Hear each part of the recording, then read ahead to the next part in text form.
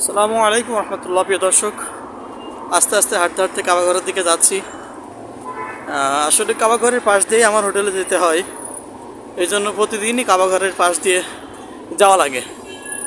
তো চলুন আপনাদেরকেও ঘুরে ঘুরে দেখাই কাবাঘরের আশেপাশের রাস্তাঘাট, বিল্ডিং এবং সিনারিওগুলো। এই যে আপনারা দেখতে পাচ্ছেন বড় বড়, অসংখ্য বড় বড় বিল্ডিং, এগুলো সবই মূলত আবাসিক হোটেল। এই আবাসিক হোটেলগুলোতে কারা থাকে তা তো বুঝতেই পারছেন, যারা বিভিন্ন দেশ থেকে ধর্মপ্রাণ মুসলমানরা আসে হজ এবং উমরা করার জন্য, তারা থাকে।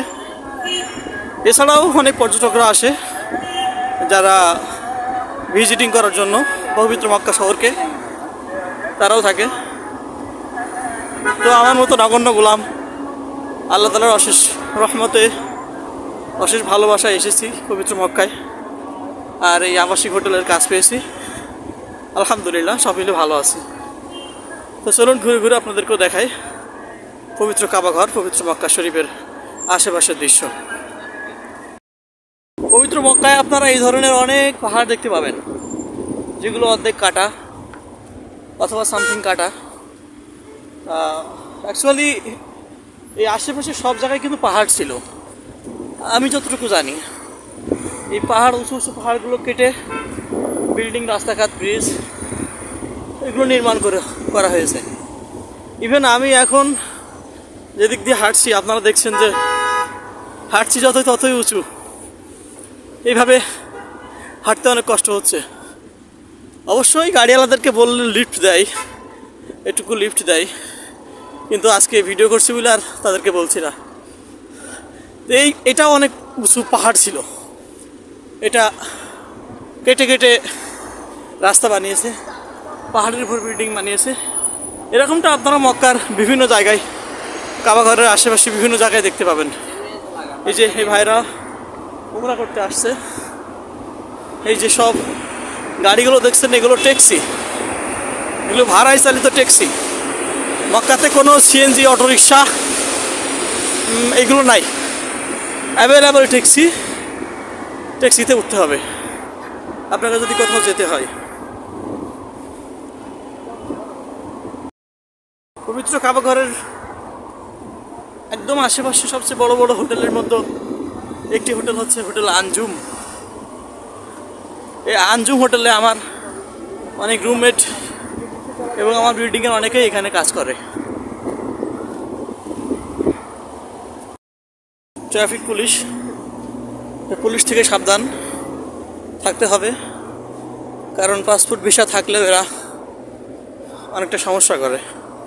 যদিও আমার এখনো ভিসা হয় নাই, তাই একটু ভয়ে ভয়ে আছি। সরি, ভিসা বলছি কেন, আমার এখনো আকামা হয় নাই, এই জন্য একটু ভয়ে আছি। প্রিয় দর্শক, সেই শুরু থেকে আপনাদেরকে এই উঁচু রাস্তাটা দেখাচ্ছি, এখনো শেষ হয় নাই, আর একটু গেলেই শেষ হবে। অনেক কষ্ট হচ্ছে, বাট কিছু করার নাই, প্রতিদিন এভাবেই যেতে হয়। তো গল্প করতে করতে আমরা চলে এসেছি প্রায় আমাদের সেই কাঙ্ক্ষিত স্বপ্নের শহর, স্বপ্নের ঘর, মসজিদুল হারামের কাছে। আর একটু গেলেই আমরা মসজিদুল হারামের কাছে পৌঁছে যাব। তো চলুন আমার সাথে আপনাদেরকে ঘুরিয়ে ঘুরিয়ে দেখায় মক্কার আশেপাশের সমস্ত দৃশ্যগুলো। ও, আরও একটা কথা বলে রাখি, this blog video in my life's first video, so কোনো ভুল ত্রুটি হলে আমার সুন্দর দৃষ্টিতে দেখবেন, আর কোনো পরামর্শ থাকলে অবশ্যই জানাবেন, যাতে পরবর্তী ভিডিওগুলো আপনাদেরকে আরও সুন্দরভাবে উপস্থাপন করে তুলতে পারি। আসসালামু আলাইকুম। ও, অবশেষে মনে হচ্ছে আমার হাঁটার সেই উঁচু পাহাড়টা শেষ হয়ে গেছে। এখন আমরা এই যে আপনারা রোদের জন্য দেখতে পাচ্ছেন না হয়তো, এটাই সেই মক্কার বিখ্যাত টাওয়ার, ক্লক টাওয়ার। যেটা আপনি 60 কিলোমিটার দূর থেকেও দেখতে পাবেন। এবং এই বিল্ডিংয়ের চারপাশেই উপরে ঘড়ি আছে। সূর্যের তাপ সরাসরি ক্যামেরায় এসে লাগার কারণে বিল্ডিংটা আপনারা ঠিকমতো দেখতে পাচ্ছেন না। ও আপনাদেরকে একটু দেখাই পবিত্র হারাম শরীফের আউটলুকিং দৃশ্য। চলুন আর একটু কাছ থেকে দেখা যাক। এই যে পাহাড়ে ওঠার জন্য দেখছেন এই ধরনের গাড়ি আছে। জানি না গাড়িগুলো টাকা নেয় কিনা, কিন্তু মানুষদেরকে অনেক সাহায্য করে। আমি আমার উঁচু রাস্তাটাকে এসে এখন আস্তে আস্তে আবার নিচের দিকে নামছি। সো এতক্ষণ কষ্ট হলেও এখন একটু স্বস্তি লাগছে, আলহামদুলিল্লাহ। চলুন আমরা একটু আরো একটু কাছ থেকে। বাঙালি, হ্যাঁ অবশ্যই বলেন কীভাবে আপনাকে সাহায্য করতে পারি। এই যে পবিত্র মক্কার উপর থেকে পাশ থেকে আপনাদেরকে দেখাচ্ছি। ভাইয়া আমাকে তো 10টা টাকা দিতে হবে, দিবেন? সমস্যা বেড়ে গেছে ভাড়া। কোথায় আপনি? যেতে যাবেন? এখন আমার কাছে 10 টাকা আছে, 10 টাকা দিলে অনেক উপকার হবে, সহজে যাইতে পারবি। জেদ্দা থেকে কোথায় যাবেন? জেদ্দা থেকে আবার আপনার যাইতে হবে অনেক দূর, ওই সানায়া। তখন কীভাবে যাবেন? তখন ওই জায়গাতে লোক আছে, ওই জায়গার লোক, ওই জায়গাতে তো আমার লোক আছে, যাইলে সে আমার থাকা খানা নিয়ে যাবে, সমস্যা নেই। আপনি কি এখানে মানে ওইখানে কাজ করি? হ্যাঁ, আমি উমরা করতে আসি না, বাট আমি থাকি ওই জায়গায় কাজ করি, আমি নাদাফের কাজ করি এক পুলিশ ক্যাম্পে। না এসে আমার টাকা হারাই ফেলাইছি। আবার একটা লোক আসছিল, ওই মহিলা মানুষ, উনি হারাই গেছে। খুঁজতে খুঁজতে এখন আমার যাইতে ওই জায়গায় জামালা আছে, টাকা আনাইতে হবে। এখন আপনি 10 টাকা দিলে একটু উপকার হবে। না আমি তো আসলে হোটেলে যাচ্ছি, আমার কাছেও তেমন টাকা নাই।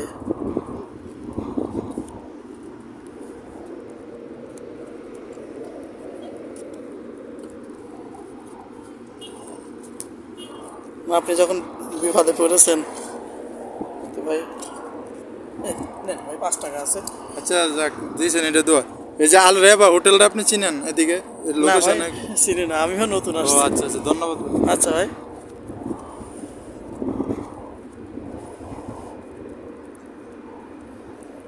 তো আমি জানি না, একজন বাঙালি এসে বলছে ভাই আমি তো বিপদে পড়েছি, প্লিজ আমাকে একটু হেল্প করেন। তো আসলে আমি জানি না যে লোকটা সত্য বললো নাকি মিথ্যা বললো, বাট নো প্রবলেম। আমি আল্লাহর হস্তে ফি সাবিলিল্লাহ। এখানে কিন্তু 5 রিয়ালের বাংলা টাকা 165 টাকার মতো। যাক, ফি সাবিলিল্লাহ, আল্লাহর হস্তে দিয়ে দিলাম। আল্লাহ তাআলা অবশ্যই আমাকে, আমি বিশ্বাস রাখি যে উত্তম প্রতিদান দান করবেন। লোকটা যদি সিটারও হয় তা আমার সমস্যা নাই। আর আশা করা যাচ্ছে ইনশাআল্লাহ সে যেহেতু হজ উমরা করতে আসছে, অবশ্যই লোকটা সিটার বাটার হবে না, সত্যি হয়তো বিপদে পড়েছে। তো আল্লাহ পাকে ভালো জানে। আল্লাহ আমাদের সবাইকে সঠিক বুঝ দান করুক, আমিন। এটা হচ্ছে পবিত্র মক্কা শরীফের উপর থেকে লোক। আমরা আস্তে আস্তে নিচের দিকে যাচ্ছি। প্রিয় দর্শক, ক্লক টাওয়ারটাকে আপনাদেরকে আজকে ভালোভাবে দেখাতে পারলাম না রোদের কারণে। তো অবশ্যই ইনশাল্লাহ আমি আসবো, অবশ্যই ইনশাল্লাহ আমি আসবো। একসময় নিরিবিলি আসবো, যখন রোদ থাকবে না, তখন আপনাদেরকে পবিত্র মক্কার এই বিখ্যাত ক্লক টাওয়ারটা সুন্দর করে দেখানোর চেষ্টা করবো ইনশাআল্লাহ। দেখেন কি সুন্দর দৃশ্য, কি সুন্দর, এক কথা অসাধারণ। এখানে আসলেই মানে নিজেকে কেমন জানি নিষ্পাপ শিশুর মতো লাগে, একটা প্রশান্তি অনুভব করি, এতটা প্রশান্তি অনুভব করি যা বলে বোঝাতে পারবো না। এটা আমার প্রিয় নবী হযরত মুহাম্মদ সাল্লাল্লাহু আলাইহি সাল্লামের তীর্থস্থান, জন্মভূমি। এখানে তিনি কত কষ্ট করেছেন, নির্যাতনের শিকার হয়েছেন। এখানে তিনি খেয়ে না খেয়ে থেকেছেন, ইসলামকে প্রচার করেছেন, যার ফলে আজকে গোটা পৃথিবীতে প্রত্যেকটা দেশেই কম বেশি মুসলমান আছে। এবং বিশ্বের দ্বিতীয় বৃহত্তম মুসলিম জনগোষ্ঠী হচ্ছে মুসলমান। প্রিয় দর্শক, এই যে আমরা পবিত্র কাবা ঘরের আশেপাশে আছি, একদম মসজিদুল হারামের যে মাঝে যে কাবা আছে ওইখানে যাওয়ার সময় এখন আমার নাই, আর যাওয়াটা পসিবল না। অবশ্য কোনো একদিন যদি যাই উমরা করতে আপনাদেরকে দেখানোর চেষ্টা করব। এরা সবাই হাজি, বিভিন্ন জায়গা থেকে হজ করতে আসছে, বাঙালি, আরবিক, পাকিস্তানি, ইন্ডিয়ান, সব দেশের আছে।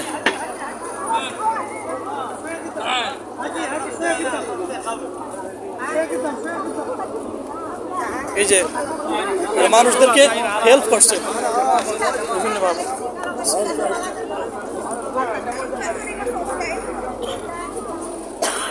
আমি জানি না আমাকে কাবা ঘরের পুলিশ আটকিয়েছে, আমি তো ভয় পেয়ে গেছি। দেখ আলহামদুলিল্লাহ সে আমাকে কিছু বলে নাই, ঘুরিয়ে দিয়েছে। যদি আমাকে চেক করতো আমার তো বিপদের শেষ ছিল না, কারণ এখনও আমার আকামা হয় নাই। আমি সবেমাত্র 4-5 দিন মতো হয়েছে আসছি।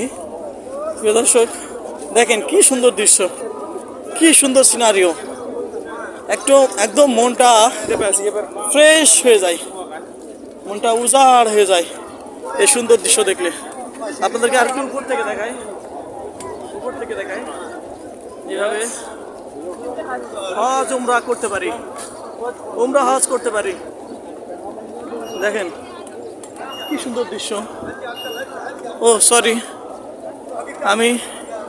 আমাকে আবার ঘুরে যেতে হবে। পুলিশ যেখান থেকে আটকে দিয়েছিল সেখান দিয়ে আমার আবারও যেতে হবে। ভয় ভয় লাগছে, কিন্তু কিছুই করার নাই, কারণ আপনাদেরকে একটু ভালো করে দেখানোর জন্য আমার আবারও ঘুরে যেতে হচ্ছে। এই যে দেখছেন Arabian police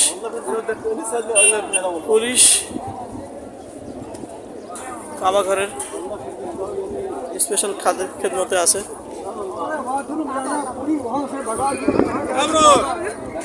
I'm worker. Yes, I'm a worker. Yes?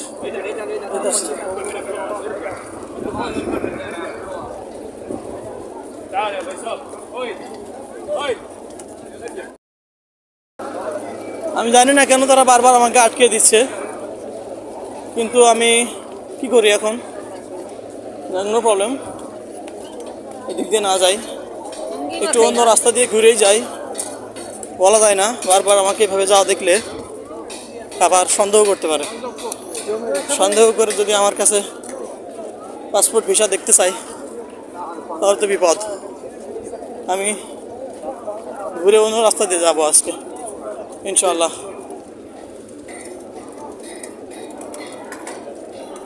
সামনে আবার কালো পুলিশ, এই কালো পুলিশ ধরলে তো বিপদের কোনো শেষ নেই। ওই যে ওইখানে গাড়ির ওই পাশে। আল্লাহ আলহামদুলিল্লাহ। আমি তো নতুন আসছি, বেশি কিছু চিনি না, জানি না।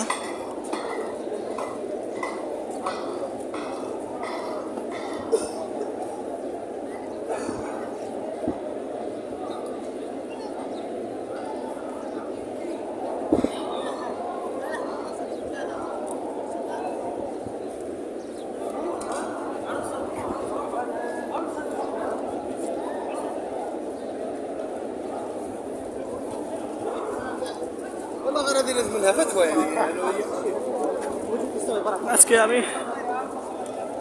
অনেক ভয় পেয়ে গেছি। পুলিশ আমাকে আটকেছিল কিন্তু কিছু বলে নাই। তো দেখা যাক এখন আমি যেতে পারি কিনা। আমাকে বাস স্ট্যান্ডে যেতে হবে, সেখান থেকে বাস নিয়ে হোটেলের দিকে রওনা করতে হবে। ও যেহেতু আজকে শুক্রবার সেই জন্য এত মানুষের সমাগম। শুক্রবার না হলে সচরাচর এত মানুষ থাকে না, এখন বুঝতে পারছি বিষয়টা। বস, where is the bus stand? Bus station? Bus station? Not here. Bus station? Backside. Backside. আমি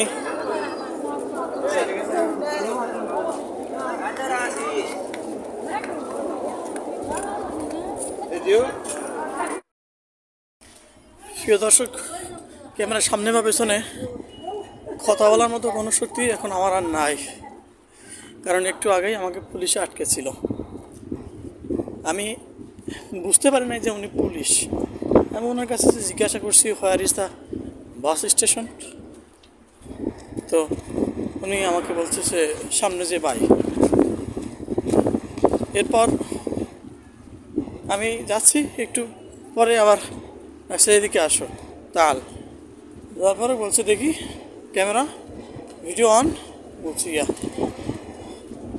তারপর ফোন নিয়ে নিল হাতের থেকে, নিয়ে ভিডিওটা দেখলো।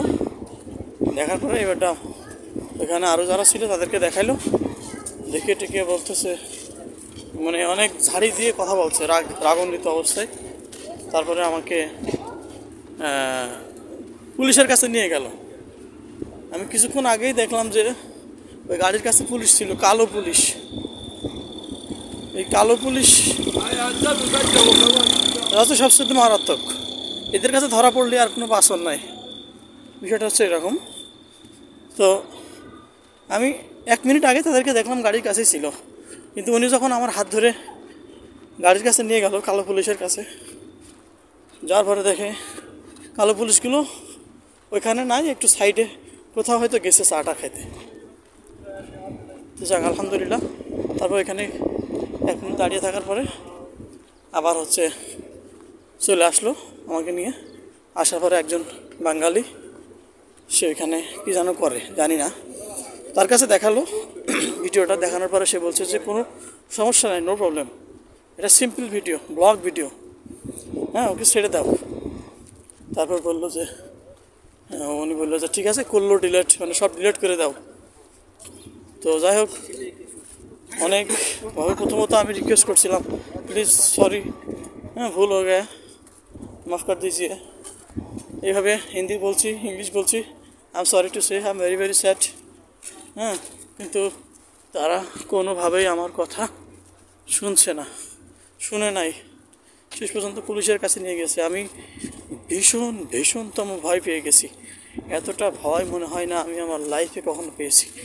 কারণ আমি গত 4-5 দিন আগে 5 লক্ষ টাকার মতো খরচ করে এখানে এসেছি, এখনও আমার ইকামা হয় নাই, কোনো 1 টাকাও ইনকাম হয় নাই, সম্পূর্ণটা দিনার উপরে আসছি। ওই কালো পুলিশের কাছে যদি আমাকে দিত, তারা যদি গাড়ির কাছে থাকতো, তাহলে অবশ্যই এতক্ষণ আমি থাকতাম জেলে, আপনাদের সাথে কথা আমার আর বলা হতো না। আমি অনেক ভয় পেয়েছি। যাক, পরিশেষে আলহামদুলিল্লাহ বাবা ঘরের এখান থেকে চলে এসেছি। ওই দিক দিয়ে আজকে আর যাব না, অন্য আরেকটা রাস্তা আছে, সেটা দিয়ে গাড়ি ভাড়া দিয়ে হলো সেদিক দিয়ে যাব।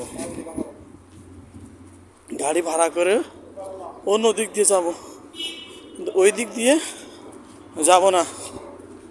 আজকে আল্লাহ তাআলা স্বয়ং নিজে আমাকে বাঁচিয়ে দিয়েছে। আল্লাহর কাছে কোটি কোটি শুকরিয়া। কারণ এই মুহূর্তে যদি আমি আটকা পড়ে বাসায় ফিরে যেত, তাহলে না জানি কী হতো, আল্লাহ ভালো জানে। পরিশেষে আল্লাহ তাআলার কাছে লাখো কোটি শুকরিয়া যে ওইখানে গাড়ির কাছে পুলিশ ছিল না। পুলিশ আবার যখন উনি ছেড়ে দিল, যখন আমি আসছি তখন দেখি পুলিশ আবার গাড়ির কাছে চলে এসেছে। গাড়ি থেকে মনে হয় 1 মিনিটের জন্যই একটু সাইডে গেছিলো, সেই সময়ই আমাকে ধরে নিয়ে আসছিলো ওই গাড়ির কাছে, কালো পুলিশের কাছে। তো যাই হোক আলহামদুলিল্লাহ, আপনাদেরকে একটু কাবা শরীফ দেখানোর জন্য আমি কতই না রিস্কের সম্মুখীন হয়েছি, বিপদের সম্মুখীন হয়েছি। তো যারা পুরো ব্লগটা শুরু থেকে শেষ পর্যন্ত দেখছেন, অবশ্যই আপনারা আমার চ্যানেলটা, পেজটা লাইক করবেন, সাবস্ক্রাইব করবেন, কমেন্টস করবেন এবং আপনার মন্তব্য অবশ্যই জানাবেন আর পাশে থাকবেন।